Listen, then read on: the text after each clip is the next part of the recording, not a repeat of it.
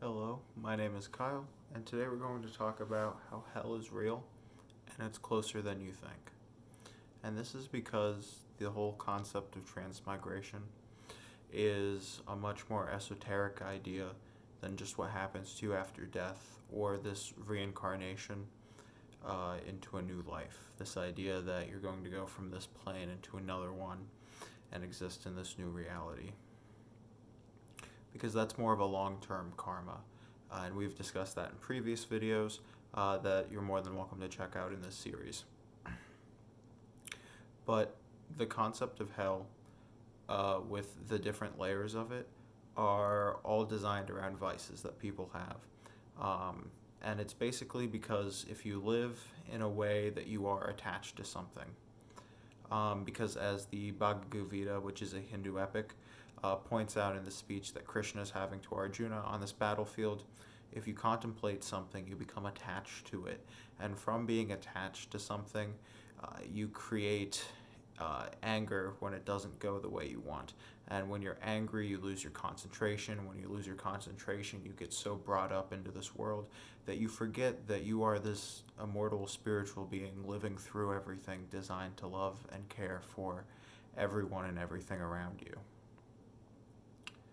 So, when you decide to become angry or you contemplate on something that's angry or has dissonance to it, you're the first person that suffers from it.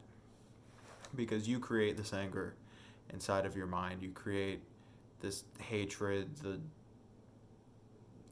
you know, animosity towards something else.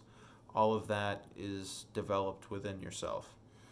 Likewise, when you become attached to something, whether it be drugs and alcohol, gambling, any other type of vice that you may have, sugar can even count under the drugs category because it is an alteration of your consciousness along with caffeine.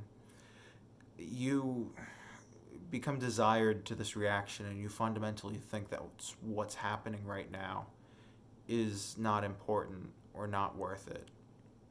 And when you lose attachment to right now, because we can only ever exist in the now. Yes, the human intellect is capable of understanding long-ranging futures and pasts, but we can only ever understand or experience the now. And after that point, it's just misconstrued pieces of data that we can try to put together to make a best fit.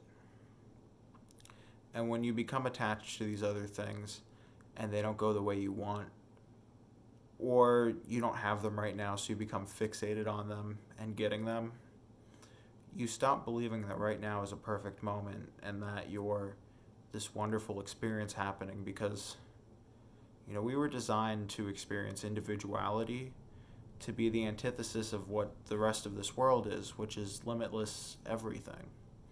And we're such a limited being because we're this small cross-section between the inside of us and the outside of us. And we have this understanding because of this, split nature of two different forces happening at once. But that just puts us in this position where we can try to label something as being better than another action. And as we've talked about before, everything is put up in this meticulous way that it's meant to help us grow and educate ourselves.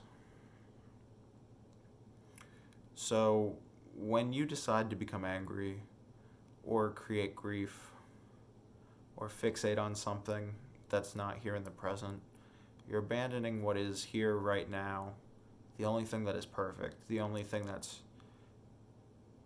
truly set up the way it absolutely has to be, because the second the present is gone, you can add all of these quantifiers about personality or physics, but the thing that's happening in the moment is fundamentally the only thing that can happen in that moment.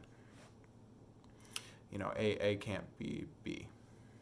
So what's happening in this moment as time passes, if we start saying we want something else instead of this and attaching our desires to it, we stop appreciating what we actually have and we start living in this fantasy world. So this idea of the transmigration of the soul, although long-ranging karma. Believe what you want. You die and you're done. You come back in another sense, whether it be heaven or hell, or you come back in another body through a reincarnation system. It still has a short-range karmic effect, or just, cause and effect, or action and reaction, which is when you immediately become angry or ticked off or petrified or scared or happy. That happens within your head, and the esoteric meaning behind the concepts of heaven and hell reach much further to actually living how you are in the moment, and to be here now, to love everyone, yourself, truly as yourself, because your interpretation of them is entirely inside of you. This world is a mirror that you're able to kind of soundboard ideas off of. But the true nature of everything supersedes this good or bad, because it's going to take everything from all perspectives. So we don't need to be just incredibly attached to our thought of what we are and what we should do and what is right and correct, because truly in this moment, everything is okay and everything is correct. Thank you for watching this video. Have a great day.